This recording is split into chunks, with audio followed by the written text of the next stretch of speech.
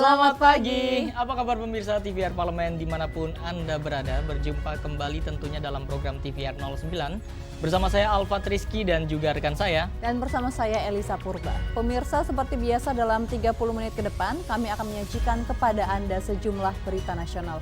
Khususnya dari sudut pandang DPR RI sebagai referensi Anda untuk memahami dinamika politik, hukum, ekonomi sosial, dan budaya di Indonesia. Pemirsa TVR Parlemen, inilah TVR 09 selengkapnya.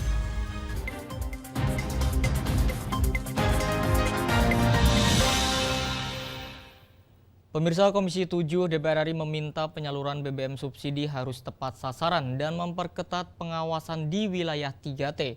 Menurutnya Pertamina harus mengawasi BBM bersubsidi dari hulu ke hilir. Anggota Komisi 7 DPR RI Mercy Christy Barens meminta PT Pertamina untuk memperketat pengawasan pendistribusian bahan bakar bersubsidi di daerah 3T. Menurutnya, Pertamina harus mengawasi BBM bersubsidi dari hulu ke hilir. Pertamina seharusnya bukan hanya menyediakan dan mendistribusikan hingga ke SPBU, namun juga harus mengawasi penggunaan BBM bersubsidi agar tepat sasaran, khususnya nelayan dan petani. Rakyat kecil yang sesungguhnya harus mendapatkan BBM bersubsidi tersebut akhirnya dipersulit.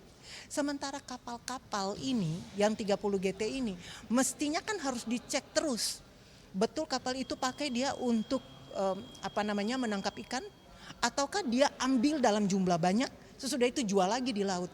Ini kan harus ditelusuri untuk kami yang di daerah-daerah 3T. Bukan cuma Maluku, Papua, Sulawesi, Sumatera, perbatasan Kalimantan dan sebagainya. Masyarakat nggak pernah lihat solar dalam jumlah yang cukup memadai untuk kebutuhan hidup sehari-hari. Di sisi yang lain, saya melihat bahwa persoalan pengawasan terpadu ini tidak jalan. Nanti ada masalah bahwa seperti pemadam kebakaran gitu loh. Tiba-tiba melakukan sidak mendadak dan seterusnya. Atau sudah kejadian, baru polisi turun tangan. Lebih lanjut, Mercy menekankan kuota BBM bersubsidi akan dimasukkan dalam asumsi makro APBN tahun 2025 dengan memperhatikan wilayah miskin ekstrim, pertumbuhan angka kemiskinan, dan pertumbuhan ekonomi masyarakat. Samuel Dandomi, TVR Parlemen, melaporkan. Komisi 9 DPR RI mendorong Kementerian Tenaga Kerja meningkatkan pendidikan vokasi demi pengembangan tenaga kerja Indonesia, mengingat tingginya angka pengangguran khususnya dari generasi muda Indonesia. Komisi 9 DPR RI mendorong Kementerian Tenaga Kerja meningkatkan pendidikan vokasi demi pengembangan tenaga kerja Indonesia, mengingat tingginya angka pengangguran khususnya dari generasi muda Indonesia.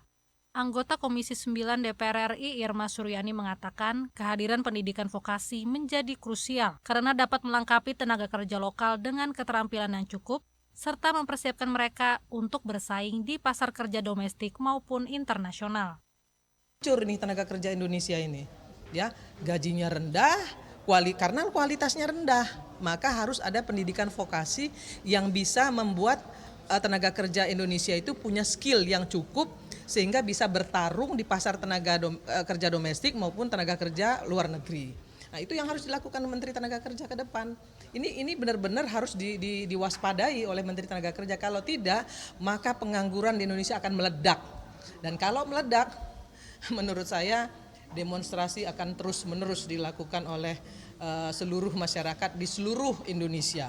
Dan ini tentu akan merusak kestabilan keamanan dalam negeri, dan ini yang menjadi PR Menteri Tenaga Kerja ke depan. Kalau mungkin nanti beliau masih menjadi Menteri dalam Tenaga Kerja atau siapapun, ya pesan saya cuma satu, pendidikan vokasi dimasifkan, bukan hanya di Jakarta, di kota-kota besar, enggak, di seluruh Indonesia, karena pengangguran itu enggak cuma ada di kota besar. Lebih lanjut, Irma berharap peningkatan anggaran bagi pendidikan vokasi juga menjadi hal yang utama di akhir periode ini, sehingga persoalan tenaga kerja ke depan dapat segera diselesaikan. Rifki dan Gunarso, TVR Parlemen, melaporkan.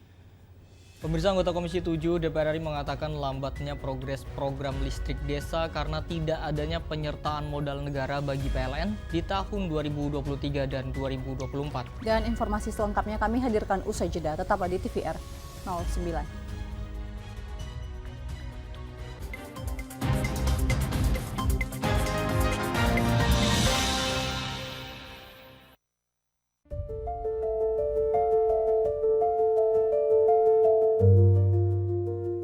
Beragam kemajemukan yang ada di Indonesia sudah sepatutnya kita syukuri. Beragam budaya, warna kulit, dan agama bersatu dalam wadah yang menyatukan kita semua. Dan wadah itulah yang kita sebut sebagai Pancasila. Pancasila membuat perbedaan menjadi kekayaan. Pancasila merajut keragaman menjadi keindahan. Mari kita amalkan nilai-nilai Pancasila sebagai perwujudan rasa cinta kita kepada tanah air demi membangun masa depan bangsa dan negara yang lebih baik. Selamat Hari Lahir Pancasila 1 Juni 2024. Pancasila, jiwa pemersatu bangsa menuju Indonesia Emas 2045.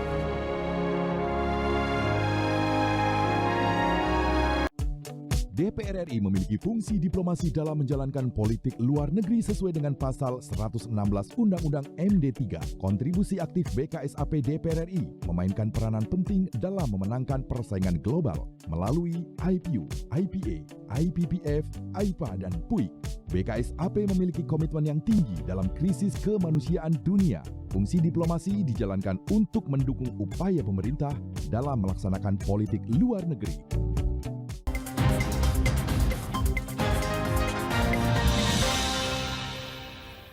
Anda kembali menyaksikan TVR 09. Pemirsa, Komisi 7 DPR RI mendorong Kementerian ESDM untuk memberi penugasan kepada PLN melalui penyertaan modal negara atau PMN untuk mempercepat elektrifikasi nasional melalui program listrik desa agar terciptanya keadilan energi bagi seluruh lapisan masyarakat.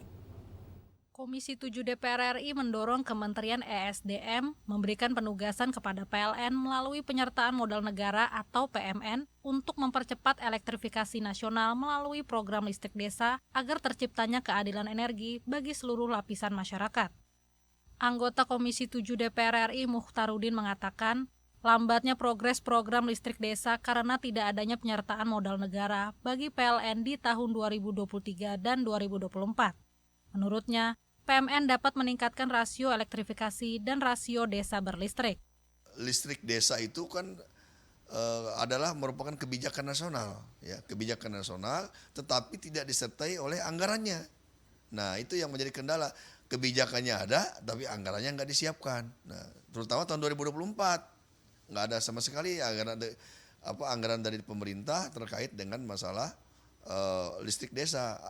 Nah, kemarin ya kita apresiasi kepada PLN, ya, menyediakan anggaran mereka sendiri, ya, dari sumber daya mereka sendiri sekitar 4 triliun untuk listrik desa secara nasional termasuk Kalimantan Tengah. Walaupun itu baru 100 sekian desa. Saat ini PLN telah menyusun roadmap listrik desa untuk mencapai rasio elektrifikasi 100% di tahun 2024 dengan total kebutuhan anggaran 23,95 triliun rupiah. Namun dengan tidak masuknya penyertaan modal negara untuk listrik desa di APBN 2023 dan 2024, rasio elektrifikasi 100% baru akan tercapai pada 2027 mendatang. Rifki dan Edo, TVR Parlemen, melaporkan. Pemirsa, jelang penyelenggaraan Pekan Olahraga Nasional 2024 di Aceh, kesiapan, pengamanan, dan keamanan perlu diperhatikan. Komisi 3 DPR RI menilai persiapan personil dan strategi keamanan sudah cukup baik dari sebelum sampai sesudah pelaksanaan PON 2024. Jelang penyelenggaraan Olahraga Nasional 2024 di Aceh, kesiapan pengamanan dan keamanan perlu diperhatikan. Komisi 3 DPR RI menilai persiapan personil dan strategi keamanan sudah cukup baik dari sebelum sampai sesudah pelaksanaan PON 2024. Anggota Komisi 3 DPR RI Nasir Jamil menilai persiapan keamanan harus menjadi prioritas mengingat adanya potensi kerusuhan dalam penyelenggaraan PON Aceh Sumatera Utara. Selain pengamanan, kendala sarana dan prasarana serta anggaran juga perlu segera dibenahi untuk mensukseskan PON 2024. Mendengar paparan dari Kapolda Aceh, kami yakin bahwa kepolisian beserta instansi lainnya itu mampu mengatasi dan mencegah, ya, potensi-potensi yang mengganggu pelaksanaan Pekan Olahraga Nasional yang berlangsung di Aceh dan Sumatera Utara. Dan ini agenda nasional. Polisi kita adalah polisi nasional juga. Oleh karena itu kami percaya dan mendorong terutama bagaimana memenuhi anggaran pelaksanaan PON tersebut dan bagaimana kebutuhan-kebutuhan aparat keamanan, baik sarana dan prasarana maupun juga keuangan agar mereka bisa optimal mengawal pelaksanaan PON di Aceh dan Sumatera Utara. Menurut saya mereka juga kendala soal anggaran ya dan juga sarana dan prasarana lainnya yang nanti kami sampaikanlah kepada Kapolri atau Wakapolri agar bisa dipenuhi karena PON ini akan berlangsung di bulan 9 yang akan datang. Komisi 3 DPR RI berharap Polda Aceh beserta jajarannya dapat mencegah berbagai ancaman kerusuhan dan mengamankan pesta olahraga 4 tahunan dengan lancar dan tanpa hambatan. Dari Aceh, Koko Inugroho, TVR Parlemen, melaporkan. Pemirsa, peran besar pekerja migran Indonesia bagi negara harus didukung dengan pendidikan dan keterampilan yang mumpuni. Untuk itu, Komisi 9 DPR RI mendorong pelatihan bagi PMI untuk meningkatkan kapasitas sumber daya. Besarnya peran pekerja migran Indonesia bagi negara harus didukung dengan pendidikan dan keterampilan yang mumpuni. Untuk itu, Komisi 9 DPR RI mendorong pelatihan bagi PMI untuk meningkatkan kapasitas sumber daya manusia. Ketua Komisi 9 DPR RI Feli Estelita Runtuwene meminta Badan Pelindungan Pekerja Migran Indonesia atau BP2MI untuk memberikan pelatihan keterampilan bagi para pekerja migran Indonesia sebelum ditempatkan ke negara tujuan. Selain itu, masih banyak agen-agen penyalur PMI yang tidak patuh aturan dengan mengirimkan PMI yang belum siap keterampilannya. Diberangkatkan mereka dengan bekal yang mereka sudah miliki yang mumpuni, ya. Karena kalau mereka tidak siap diberangkatkan, ini akan menjadi persoalan pertama bagi pekerja-pekerja kita yang akan mendapatkan perlakuan yang tidak manusiawi. Jangan sampai ada agen-agen yang dalam tanda kutip nakal memaksakan untuk mereka diberangkatkan. Tapi akhirnya mereka di sana jadi bulan-bulanan karena mereka sendiri belum siap.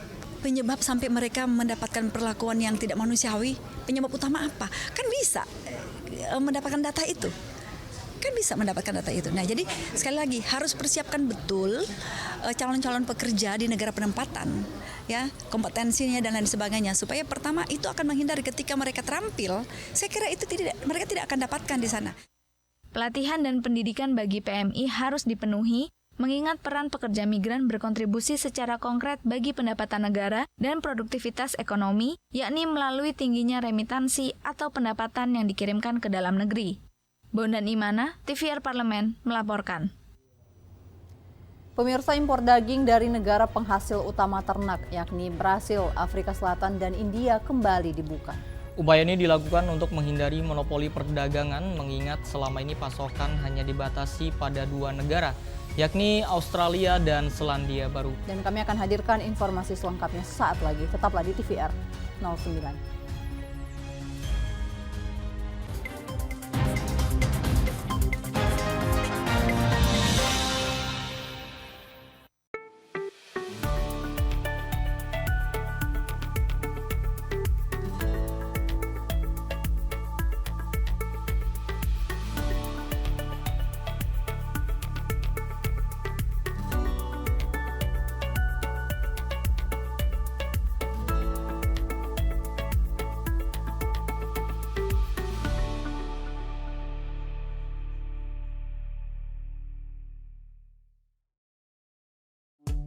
DPR RI memiliki fungsi diplomasi dalam menjalankan politik luar negeri sesuai dengan pasal 116 Undang-Undang MD3. Kontribusi aktif BKSAP DPR RI memainkan peranan penting dalam memenangkan persaingan global melalui IPU, IPA, IPPF, IPA, dan PUIK. BKSAP memiliki komitmen yang tinggi dalam krisis kemanusiaan dunia. Fungsi diplomasi dijalankan untuk mendukung upaya pemerintah dalam melaksanakan politik luar negeri. Horas, au alak badak.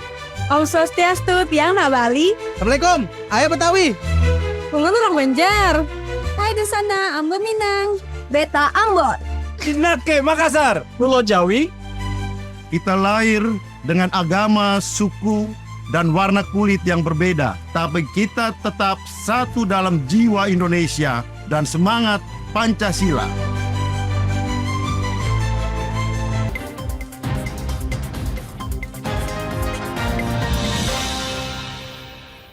Kembali di TVR 09. Pemirsa, dari sisi ekonomi, impor daging dari negara penghasil utama ternak yang kembali dibuka dinilai baik. Namun dampak kesehatan hewan tidak bisa begitu saja diabaikan karena penyebaran penyakit mulut dan kuku masih terus mengancam. Apalagi menurut data dari Lembaga Pangan dan Pertanian Dunia, negara-negara tersebut masih belum sepenuhnya bebas dari penyakit mulut dan kuku. Saksikan informasi mendalam yang telah disajikan oleh tim redaksi TVR Parlemen dalam segmen Lensa Parlemen berikut ini.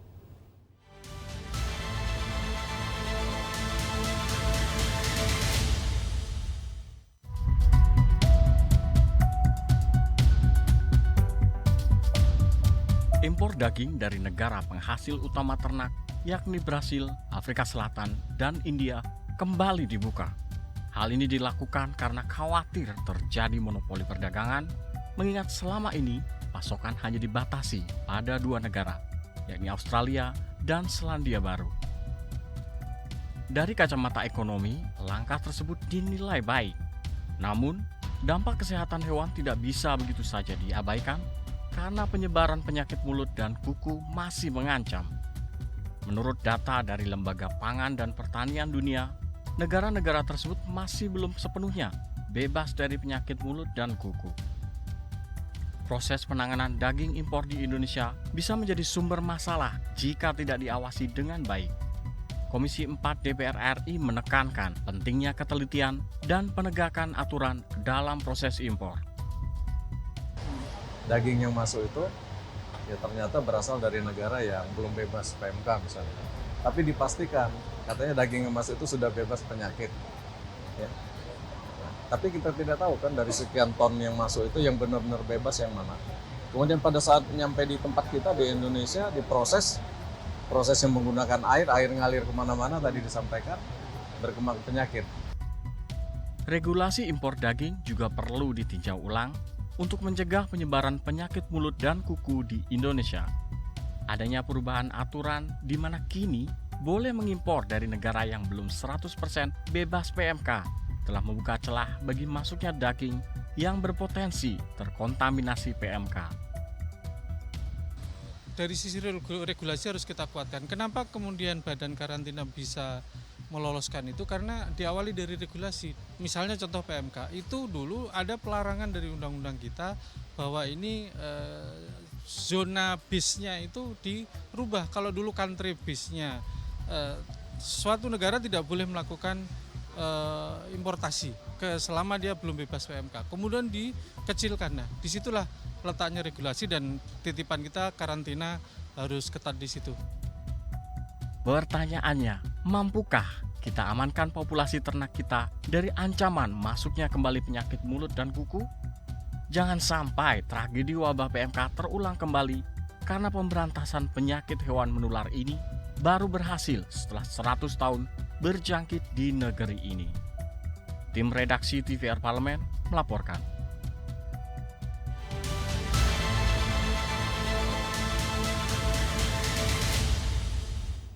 Ya, Elisa dan juga pemirsa, kalau misalkan kita lagi stres atau udah bosen nih jalan-jalan ke mall atau misalkan di sela-sela kerja bagi yang dekat dengan taman atau rumahnya ini juga dekat dengan taman, tentu taman ini dapat menjadi salah satu tempat yang asik dikunjungi untuk menghabiskan waktu santai, walaupun santai-santai sambil menghirup udara segar. Setuju Alfat, karena banyak pohon rindang di taman, juga penataan yang indah tentunya dari taman ini disuguhkan untuk kita yang menikmati fasilitasnya, membuat kita jadi nyaman tentunya ya.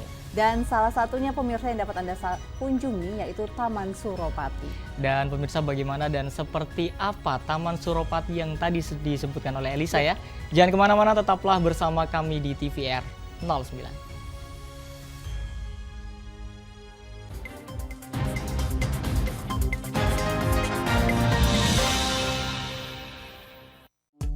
DPR RI memiliki fungsi diplomasi dalam menjalankan politik luar negeri sesuai dengan pasal 116 Undang-Undang MD3. Kontribusi aktif BKSAP DPR RI memainkan peranan penting dalam memenangkan persaingan global melalui IPU, IPA, IPPF, AIPA, dan PUIK.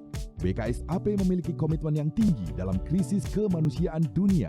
Fungsi diplomasi dijalankan untuk mendukung upaya pemerintah dalam melaksanakan politik luar negeri. sini ditambang. Konflik yang terjadi, Warga sini tidak mengizinkan. masalah yang tersisihkan menjadi kesenjangan sosial. Ya namanya rakyat kecil gak bisa apa-apa, mau komplain juga gak didengar. Sebab apa? Itu menyangkut isi perut kami semua. Bagaimana memutus keterbatasan untuk didengar? Jadi kalau misalnya masyarakat sudah merasa tidak lagi ada yang memperjuangkan aspirasinya, maka masyarakat memang sangat berhak untuk meminta dewan yang mewakili mereka di parlemen.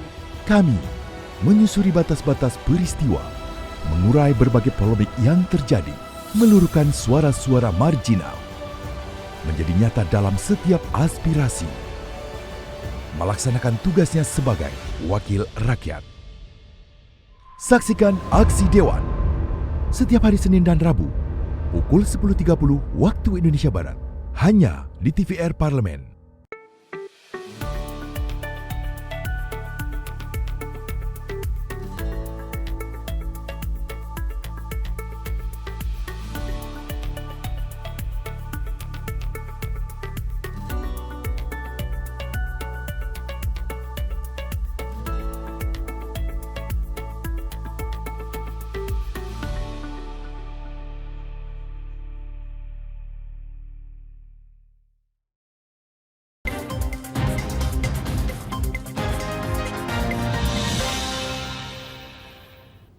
Ya, terima kasih pemirsa, Anda masih bersama kami di TVR 09.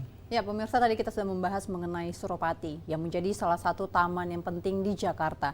Ini terkenal akan 6 monumen perhimpunan bangsa-bangsa Asia Tenggara dibuat oleh masing-masing seniman dari 6 negara pendiri ASEAN. Dan juga kayakan sejarah dan dilengkapi dengan keasrian lingkungannya, ini Taman Suropati menjadi daya tarik tersendiri bagi taman-taman yang ada di Jakarta ya. Betul sekali, dan tentunya tanpa berlama-lama pemirsa, mari kita saksikan tayangan mengenal Monumen ASEAN di Taman Suropati. Pada segmen Intips, informasi dan tips berikut ini.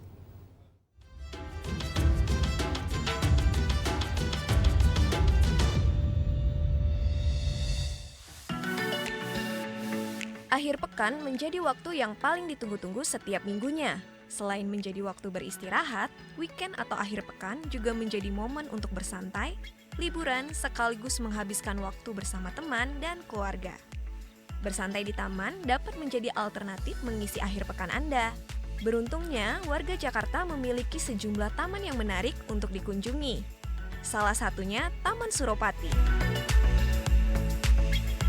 Terletak di Jalan Diponegoro, Menteng, Jakarta Pusat, taman ini menghadirkan kesan teduh dengan tata taman yang indah, dipenuhi pohon-pohon rindang yang memanjakan mata.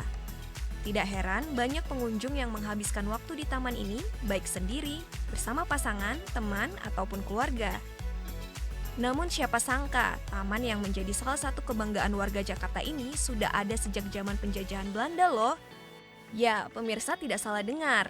Dulunya, taman ini bernama Burgemeester Bischofplein yang diambil dari nama wali kota pertama Batavia.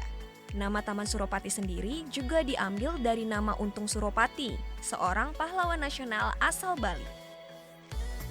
Pada mulanya, Taman Suropati berbentuk bukit, kemudian dipangkas dan sebagian tanahnya dibuang ke Jalan Besuki, lalu mulai ditanami pepohonan dan bunga-bunga sejak 1920. Selain taman bersejarah, uniknya di taman ini pengunjung dapat menemukan 6 monumen perhimpunan bangsa-bangsa se-Asia Tenggara. Monumen-monumen tersebut dibuat oleh masing-masing seniman dari 6 negara pendiri ASEAN. Adapun ke-6 seniman pembuat monumen di Taman Suropati yaitu Lee Kian Seng asal Malaysia membuat monumen simbol perdamaian, harmonis, dan bersatu.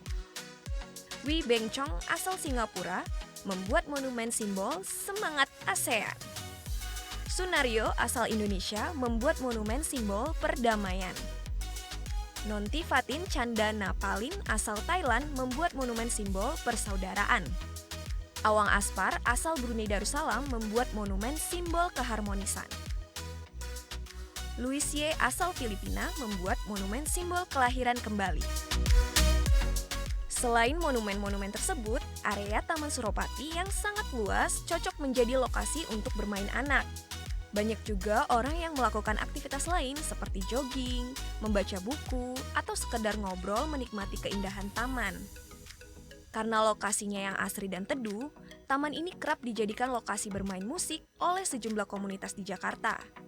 Bila berkunjung saat weekend, pengunjung dapat menikmati alunan musik yang dimainkan oleh komunitas musik yang sedang berlatih di sini, mulai dari anak-anak hingga orang dewasa. Tak lengkap rasanya apabila berkunjung ke taman tanpa menikmati kulinernya. Pemirsa jangan khawatir, taman ini juga memiliki sejumlah kuliner yang menarik untuk Anda nikmati. Jadi, tunggu apa lagi nih pemirsa?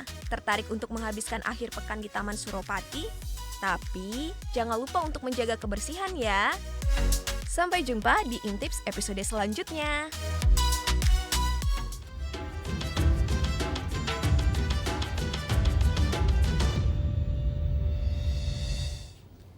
Baik pemirsa, di penghujung acara kami informasikan kepada Anda sejumlah agenda DPR RI pada hari ini Selasa 4 Juni 2024.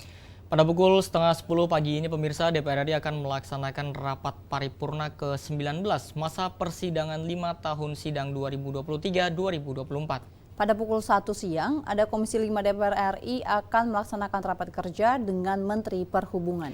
Dan tentu sejumlah agenda serta program DPR RI lainnya dapat Anda saksikan secara langsung di TVR Parlemen. Anda dapat mengaksesnya di tvrparlemen.dpr.go.id. Dan pemirsa TVR Parlemen, demikianlah TVR 09 edisi pagi ini. Kami segenap kru TVR Parlemen yang bertugas tentunya mengucapkan terima kasih telah menyaksikan TVR 09. Ada saya Elisa Purba, juga rekan saya Selva Rizky. Pemirsa, sampai berjumpa kembali di TVR 09 selanjutnya. TVR Parlemen, Referensi Indonesia.